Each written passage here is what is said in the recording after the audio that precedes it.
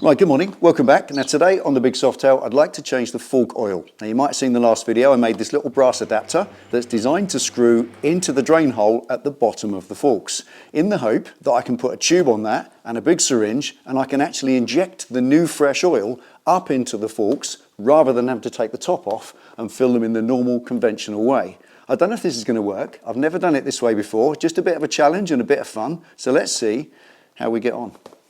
Screen out of the way first.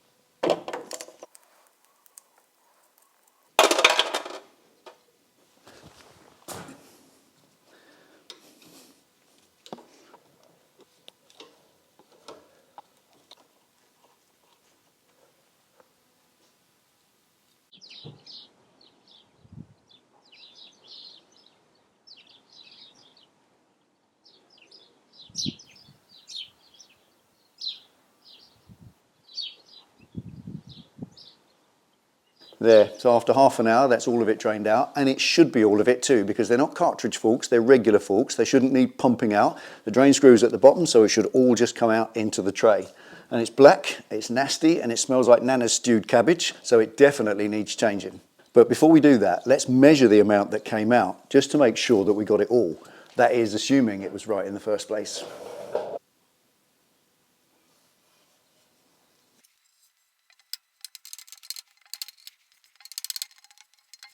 Right, now if you took your fork leg out of your bike, dismantled it completely, washed and dried every component and put them back together, you should then fill it with 382 millilitres of oil. That's what's in the manual. We just got out 340. That means that 40 mils of oil are still inside the fork leg, clinging to the spring and the damper rod and all the internals. So that's about right. 340 mils is what I expected to get out. And I'm going to trust that the level was correct before I started, because the last time this bike had fork oil was on the service record at a main dealer. So we can trust in that. So 340 mils of oil is what I'm going to inject back in through the drain hole. Let's see if it works.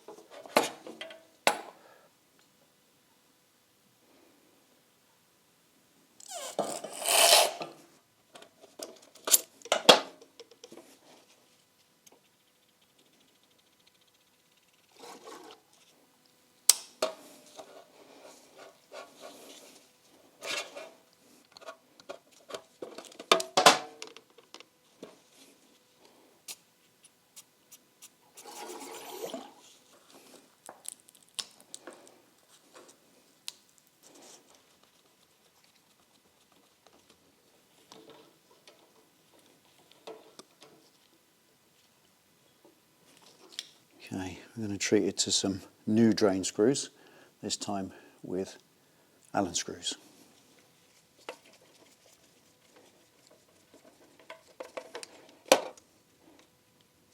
Yep. Just lost a few drops.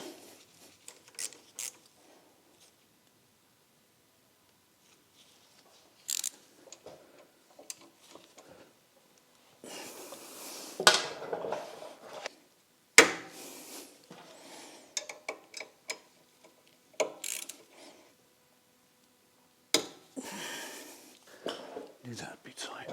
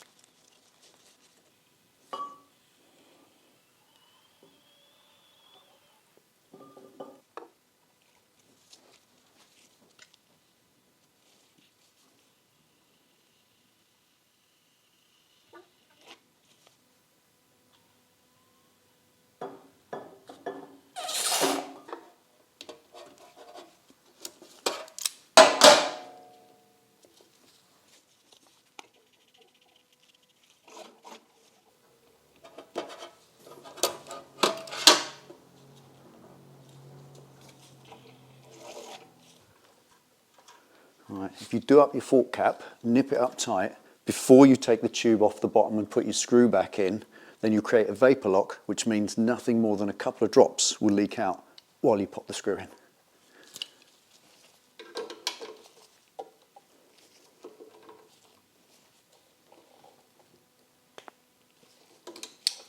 Right, replacing the Phillips screws with Allen screws for obvious reasons. Right. If you're quick, like that, you are 2 or 3 drops, nothing more. And obviously a new copper washer on your new Allen screw. And just nip it up. That's it. Okay, firstly, because I get this every time I use these, they're not pipe grips. These are smooth jaw wrench pliers. Look, no teeth, completely smooth, and they are perfect for your fork caps. Next thing, my little brass screw-in adapter. Didn't he do well? What a fantastic little item. I'm really glad I made that. That's going in the toolbox for posterity, and I will use that again and again. Now the next thing is different Harley-Davidson models. They all have different anatomy. Sometimes the same exact model can have different anatomy from year to year. So it's important to know what your bike has and whether this applies to you or not. Some of the Softail models actually have a screw-in bolt in the top of the fork cap that holds the spring in. You can take that out and fill in through there, and the cap is still in place holding the spring in, but others don't have that. If you take the actual cap off, out shoots the spring, and then you've got to deal with that. And if you don't want to do that, that's when this method has merit, and maybe it will work for you. So before anyone reminds me of that, yes, I know, this video was generic to prove a point, something I wondered, can you actually fill the fork oil from the bottom? And clearly, yes, you can. And obviously, as you saw, it's vital to crack open the fork cap to avoid a vapor lock, to let the air in when you're draining the oil out, and obviously in reverse to let that air back out again when you're pumping the new oil in. But other than that, it works, and it's a great way to change your fork oil if you're not confident to take your forks apart and do it in the conventional way. So there we are. Thank you for watching. Take it easy, ride safe, and I'll see you next time.